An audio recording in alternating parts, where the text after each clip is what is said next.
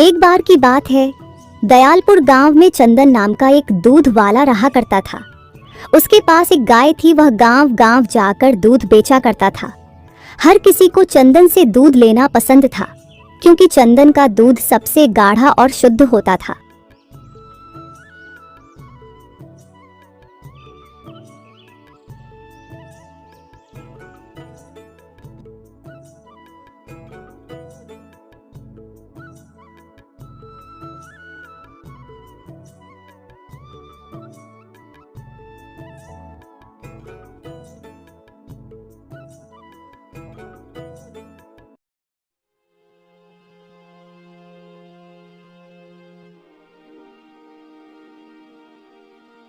सुनो, जरा दूध निकालने वाली बाल्टियां दे दो, जल्दी करो।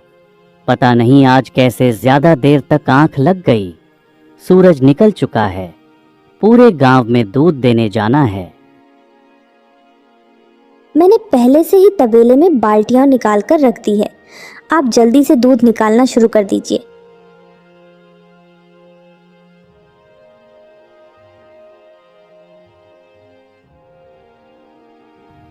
चंदन दूध निकालना शुरू कर देता है, फिर दूध बेचने के लिए गांव की ओर निकल पड़ता है।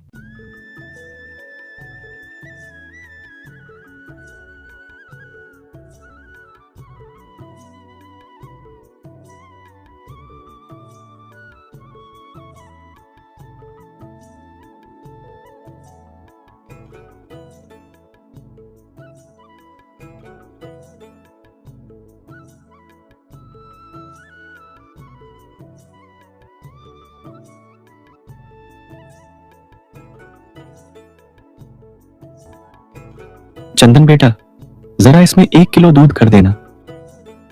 चाचा, दूध तो अब खत्म हो गया है। क्या थोड़ा सा भी दूध नहीं बचा है? नहीं रामदीन चाचा, अभी बिल्कुल दूध नहीं बचा है। आप निराश मत होइए चाचा, शाम को मेरी गाय फिर से दूध देगी, तो मैं शाम तक आपको दूध पहुंचा दूंगा। ठीक है बेटा, शाम तक पहुंचा देना। डॉक्टर साहब ने कुछ दवाइयां लिखी हैं, उसे दूध के साथ ही लेना है। और अभी दूध खत्म हो गया है। अब जब दूध आएगा तभी दवाइयां खा पाऊंगा। ठीक है चाचा, मैं शाम को सबसे पहले आपको ही दूध देकर जाऊंगा। सारा दूध खत्म हो जाने के बाद चंदन घर की ओर निकल पड़ता है। तभी रास्ते में जोरदार बारिश शुरू हो जाती है।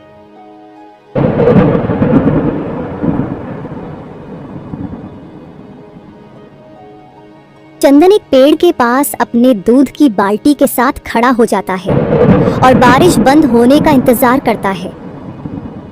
थोड़ी देर बाद बारिश बंद हो जाती है और चंदन घर के लिए जा ही रहा था, तभी कुछ आदमी चंदन के पास आते हैं। और दूध वाले, जरा मेरे लिए 1 किलो दूध लगा। भैया, अभी मेरे पास बिल्कुल दूध नहीं बचा है, मेरा पूरा डब्बा खाली है। चल ठीक है, आज तो तुझे छोड़ रहा हूँ, लेकिन कल सबसे पहले तू मुझे दूध देगा। इसके बाद ही तू गांव में दूध देने जाएगा। इतना कहकर वह लोग वहां से चले जाते हैं। चंदन भी अपने घर की ओर निकल पड़ता है।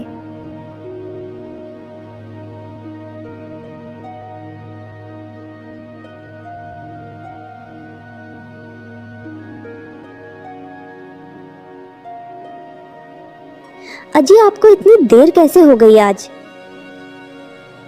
रास्ते में आते वक्त जोरदार बारिश होने लगी थी ना, बस इसी वजह से देर हो गई। बारिश थी कि थमने का नाम ही नहीं ले रही थी, और बारिश के थमते थमते शाम हो गई। चलिए ठीक है, आप जल्दी से मुंह हाथ धो लीजिए, मैं आपके लिए खाना लगा देती हूँ।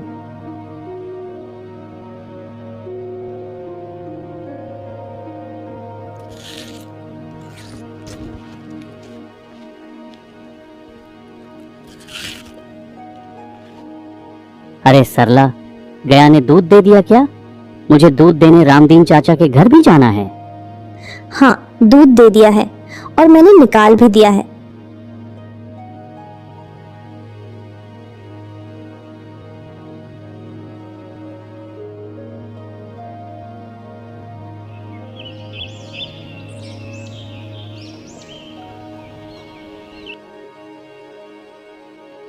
अच्छा सरला, शाम हो गई है।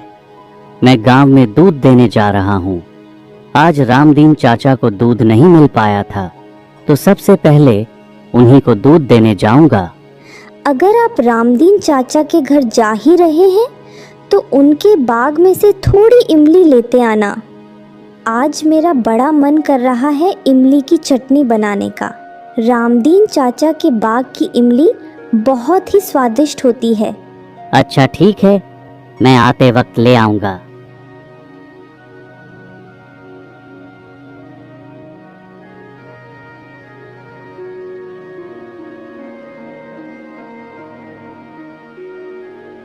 रामदीन चाचा, ओ रामदीन चाचा। चाचा जी, मैं आपके लिए दूध ले आया हूँ, बर्तन ले आइए।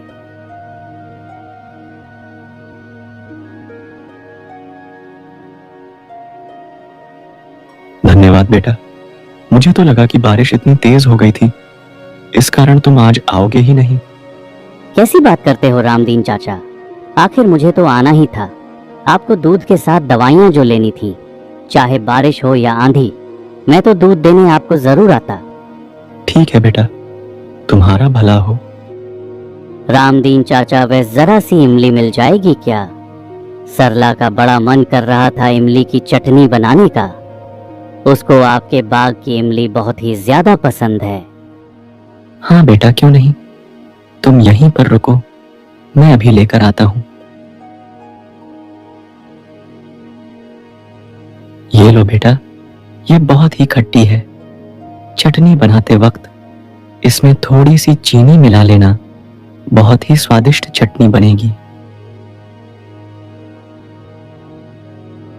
अच्छा रामदीन चाचा, अब मैं चलता हूँ।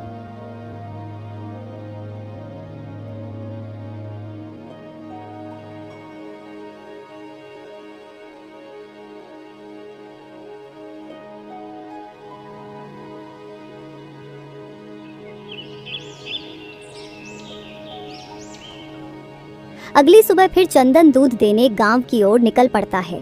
तभी उसके रास्ते में कुछ बदमाश फिर से आकर खड़े हो गए। ओ दूध वाले, कहाँ जा रहा है? पहले मुझे दूध दे। यह लो भैया आपका दूध, इसके 70 रुपये हो गए। तू मुझसे इस दूध के पैसे लेगा? तुझे पता नहीं मैं कौन हूँ? पर भैया, मैं 70 रुपये किलो ही दूध बेचता हूँ और मेरा दूध भी बहुत शुद्ध होता है। आपको तो पैसे देने ही होंगे। अगर आपको यह दूध चाहिए तो।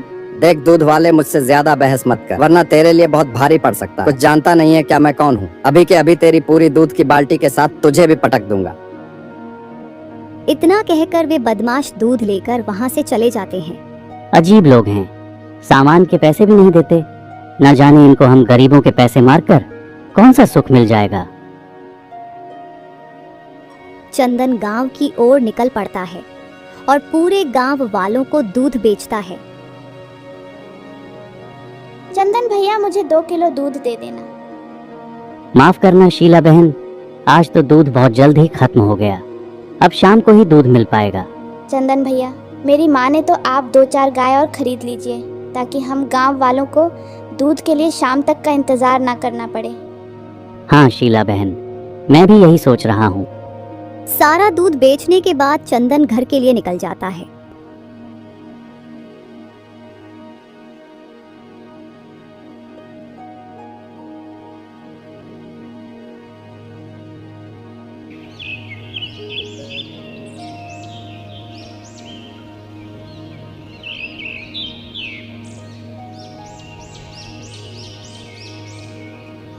अगली सुबह फिर चंदन दूध लेकर गांव की तरफ निकल पड़ता है और रोज की तरह फिर से वह गुंडे चंदन को घेर लेते हैं। ओ दूध वाले, आज पूरे 5 किलो दूध चाहिए मुझे। भैया, अगर आपको 5 किलो दूध चाहिए तो आपको दूध के पैसे देने होंगे। क्या कहा तूने? अब तू मुझसे दूध के पैसे लेगा? अभी देता हूँ तुझे मैं दूध के पैसे। इतना कहकर वह बदमाश चंदन का पूरा दूध का कनस्तर नीचे गिरा देते हैं। चंदन का पूरा दूध नीचे गिर जाता है और पल भर में उसका पूरा कनस्तर खाली हो जाता है। आइंदा अब कभी हमसे दूध के पैसे मांगे ना तो। अभी तो बस तेरा दूध ही फैला है। अगली बार तेरा भी तेरे दूध जैसा हाल कर दूंगा। इस बात को जितनी जल्दी हो सके अपने दिमाग में गांठ बांध ले। दुखी मन से चंदन घर वापस आ जाता है।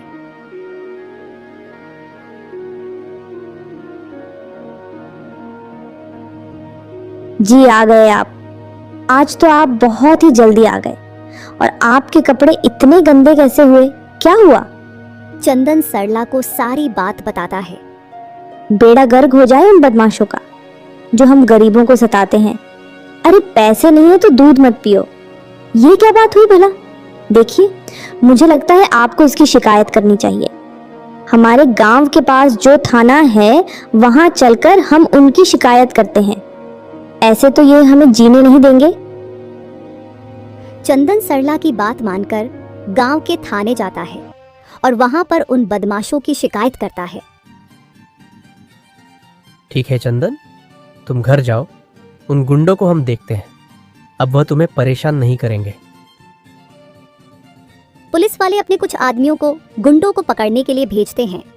थोड़ी देर में वो बदमाश पुलिस थाने में पहुंच जाते हैं। क्यों भाई, बहुत गुंडागर्दी आ रही है तुम्हें? उस गरीब को क्यों परेशान कर रहे हो तुम? अरे साहब, हमने क्या परेशान किया? भूख लगी तो थोड़ा सा दूध मांग लिया और वह दूध देने में भी इतने नखरे दिखा रहा था तो हम क्या करते भला। अच्छा, और पैसे क्यों नहीं दिए दूध वाले के? देखो साहब, हमसे ना उलझो, इसी में तुम्हारी भलाई होगी। पैसे लेकर मामला रफा दफा करो। अच्छा, तो एक पुलिस वाले को रिश्वत देता है, डर नहीं लगता तुझे? 50,000। बोलो साहब, 50,000 कैसे रह गए आपकी सेवा पाने के लिए? इतने सारे पैसे देखकर थानेदार का ईमान डगमगा जाता है और वह इन पैसों को रख लेता है। उस चंदन ने थाने में मेरी शिकायत करके अच्छा नहीं किया। अब देखते जाओ उसे कैसे मजा छकाता हूँ। वह बदमाश गुंडे उस गांव में थोड़ी पूछताछ करते हैं। पूछताछ से उन्हें पता चलता है कि चंदन एक किराए के घर में रहता है। वह गुंडे उस मकान मालिक के घर पहुंच जाते हैं जिसने चंदन को घर किराए पर दिया हुआ था। सुन बे मालिक, जो तेरा गांव में किराए पर घर है जिसमें चंदन का परिवार रहता है, उसको तुझे खाली करवाना है। समझ में आई ना बात? कल तक वह घर खाली हो जाना चाहिए और अगर ऐसा तूने नहीं किया तो तेरे बीवी बच्चों के साथ तेरे पूरे परिवार को एक ही बार में खत्म कर दूंगा। मकान का मालिक गुंडों की बातों से बहुत डर जाता है और वह अगली शाम ही चंदन के घर पहुंच जाता है। जी सुधीर, काकू कहीं है? अभी तो महीना भी पूरा नहीं हुआ।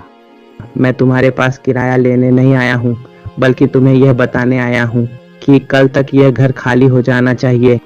पर क्यों सुधीर काकू? हम तो किराया समय से भर रहे हैं, फिर अचानक से क्यों? देख चंदन, मैं तुझसे ज्यादा बहस नहीं करना चाहता। बस ये घर कल का कल खाली हो जाना चाहिए, वरना मैं तुम लोगों को धक्के मार के घर से बाहर निकाल दूंगा। इससे पहले तुम अपना कहीं और ठिकाना ढूंढ लो। इतना कहकर वह मकान मालिक वहां से चला जाता है। यह क्या हो गया? आखिर यह सब क्या हो रहा है? यह सुधीर काकू को क्या हो गया है? वह अचानक से हमें घर खाली करने को क्यों कह रहे हैं? हमने तो समय से इनका किराया भरा है। मुझे भी नहीं पता चल रहा। पता नहीं यह सब क्या हो रहा है।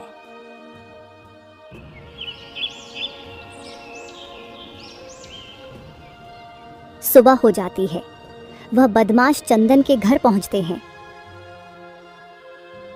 अरे ओ चंदन, अभी तक घर तूने खाली नहीं किया।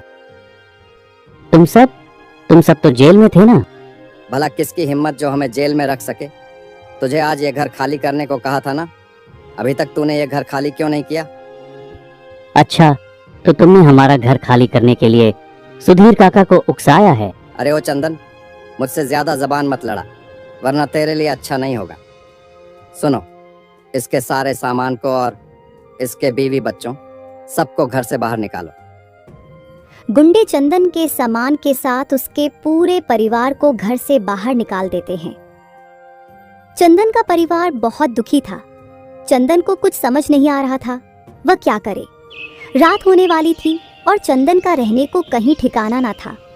उस रात चंदन का परिवार फुटपाथ पर बैठकर उन्होंने सारी रात निकाल दी। अगले दिन सुबह हुई तो रोड पर लोगों का शोर, गाड़ी की चहल पहल की आवाज से चंदन की आंखें खुली गई और चंदन को अचानक याद आया कि वह तो पूरी रात फुटपाथ पर ही सोया। हे भगवान, यह कैसे दिन आ गए हैं। तुम यहाँ बच्चों का ध्यान रखो और गौ माता का भी। मैं पहले गौ माता के खाने का कुछ इंतजाम करता हूँ, इसके बाद हम अपना भी देखेंगे। चंदन गौ माता के खाने के लिए खेतों से हरी हरी घासें लेकर आता है और गौ माता के सामने डाल देता है। सरला, गौ माता का पेट तो हमने भर दिया और अब हम अपने खाने का कैसे इंतजाम करें। आप चिंता मत कीजिए, थोड़े से चावल बचे हैं। मैं गौ माता के दूध से खीर पका देती हूँ, आज हम वही खा लेंगे। सरला गौ माता के दूध से खीर बनाती है और सभी मिलकर उस खीर को खा लेते हैं। तभी चंदन देखता है कि एक छोटा बच्चा रोड क्रॉस कर रहा है। वह रोड की दूसरी तरफ भाग रहा था और सामने से एक तेज रफ्तार में गाड़ी आ रही थी। वह बच्चा गाड़ी के सामने आने ही वाला था कि चंदन ने भागकर उस बच्चे को पकड़ लिया, जिसमें चंदन को थोड़ी चोट आ गई। जब बच्चे की माता पिता की नजर उस पर गई तो वह भागकर चंदन के पास आए। उसकी माँ ने अपने बच्चों को संभालते हुए कहा, भैया, आपका बहुत बहुत धन्यवाद जो आपने आज मेरे बच्चे की जान बचाई, वरना आज न जाने मेरे बच्चे के साथ क्या हो जाता। अगर मेरे बच्चे को कुछ भी होता तो मैं अपने आप को कभी माफ नहीं कर पाती। इस बात के लिए मैं सदैव आपकी आभारी रहूंगी। बस दीदी जी, भगवान की कृपा है जो हमारी नजर इस बच्चे पर पड़ गई। अब आप ज्यादा परेशान ना हो, बच्चा सुरक्षित है। बस आप अपने बच्चों का जरा अच्छे से ख्याल रखें। इतना कहकर चंदन वहां से चला जाता है और रोड के दूसरे तरफ फुटपाथ पर बैठे अपने परिवार के साथ बैठ जाता है। जब उन दोनों पति पत्नी की नजर चंदन पर पड़ती है तो वह चंदन के पास आते हैं। तुम यहाँ क्यों बैठे हो? क्या तुम्हारा कोई घर नहीं? साहब, घर तो था मगर वह अब छीन गया है। छीन गया है, इसका क्या मतलब? किसने छीना और क्यों? चंदन उस आदमी को अपने साथ हुई सारी घटनाओं के बारे में बता देता है। उस आदमी को चंदन से बहुत ही सहानुभूति होती है और वह चंदन को यह आश्वासन देता है कि वह उसे न्याय जरूर दिलाएगा। वह आदमी चंदन के साथ उस थाने में पहुंच जाता है जहां चंदन ने उन बदमाशों के खिलाफ शिकायत दर्ज कराई थी। थानेदार साहब, पहचाना कौन? आइए साहब आइए। आपका अचानक से कैसे आना हुआ? मेरा मतलब है आपने क्यों तकलीफ की? आपने एक फ़ोन कर दिया होता, हम आपके पास आ जाते। अच्छा, तो मतलब याददाश्त ठीक है तुम सबकी। मुझे तो लगा तुम भूल ही गए होंगे। अच्छा, तो मैं तो तुम्हें अच्छे से याद हूँ। तो क्या यह आदमी तुम्हें अच्छे से याद है? ये तो वही चंदन है। ये कलेक्टर साहब के साथ क्या कर रहा है? जी कलेक्टर साहब, ये तो वही आदमी है ना जो कुछ दिन पहले इस थाने में अपनी शिकायत लेकर आया था। शिकायत लेकर आया था? तो क्या तुमने उनकी शिकायत पर कोई कार्यवाही की? कलेक्टर साहब, हमने चंदन को की शिकायत सुनी और उसको आश्वासन भी दिया कि हम उन गुंडों को सबक सिखाएंगे। अच्छा, तो कहाँ है वह गुंडे? तुम्हारे थाने में तो मुझे वह कहीं नहीं दिख रहे। कलेक्टर साहब, हमने उनको धमकी देकर छोड़ दिया और उन्होंने कहा कि वह आगे से ऐसा नहीं करेंगे। अच्छा, भला यह कैसा न्याय किया है तुमने? कहीं तुमने कोई रिश्वत तो नहीं ली? मुझे तो तुम्हारे मुंह से रिश्वत की गंध आ रही है। नहीं कलेक्टर साहब, ऐसा कुछ नहीं है। सच क्या है वह तो मैं पता कर ही लूँगा। तुम दोनों जाओ और उस गुंडों को अभी 1 घंटे के भीतर मेरे सामने लेकर आओ, वरना तुम्हारी नौकरी तो आज पक्का गई। कलेक्टर के डर से दोनों हवलदार उन गुंडों को पकड़कर ले आते हैं। क्यों, तुमने इस थानेदार को रिश्वत दी थी क्या? जी कलेक्टर साहब, हमने इनको रिश्वत दी थी। अब क्या बोलेंगे आप थानेदार साहब? थानेदार अब कुछ सफाई नहीं दे पाता। और तुम लोग सबसे पहले जो तुमने चंदन का नुकसान किया है उसकी अभी यहीं पर भरपाई करो। कलेक्टर साहब इस समय थानेदार को उसकी नौकरी से सस्पेंड कर देते हैं। वह बदमाश चंदन के सारे पैसे वापस कर देते हैं, जितना भी उन्होंने उसका नुकसान किया था। आखिरकार चंदन को न्याय मिल चुका था। चंदन, अब तुम्हें तुम्हारे पैसे मिल चुके हैं और ये लो मेरे तरफ से भी ये कुछ पैसे रखो। नहीं साहब, ये हम नहीं ले सकते। आपने बस इन बदमाशों से हमें न्याय दिला दिया। हमारे लिए यही बहुत है साहब। यह एहसान हम आपका कभी नहीं भूलेंगे। अब आप हम पर इतना बड़ा एहसान न कीजिए कलेक्टर साहब। ये तुम पर किसी भी तरह का एहसान नहीं है चंदन, ये बस मेरी तरफ से तुम्हें एक भेंट है। तुमने मेरे बेटे की जान बचाई, बस उसी का इनाम है ये। इतना कहकर वह कलेक्टर वहां से चला जाता है। चंदन मकान मालिक के पास जाता है और वह सारी बात बताता है और साथ ही वापस किराए पर रहने की बात करता है। चंदन बेटा, मैं क्या करूं? मैं भी मजबूर था। उन गुंडों ने मुझे धमकी दी थी कि वह मेरे पूरे परिवार को खत्म कर देंगे। अगर मैं तुमसे मकान खाली नहीं करवाया तो मुझे माफ करना। काका, आप मुझसे माफी मत मांगिए। मुझे पता है आप उन बदमाशों के हाथों मजबूर थे, लेकिन अब आप चिंता मत कीजिए। उन बदमाशों को उनकी करने की सजा मिल गई है।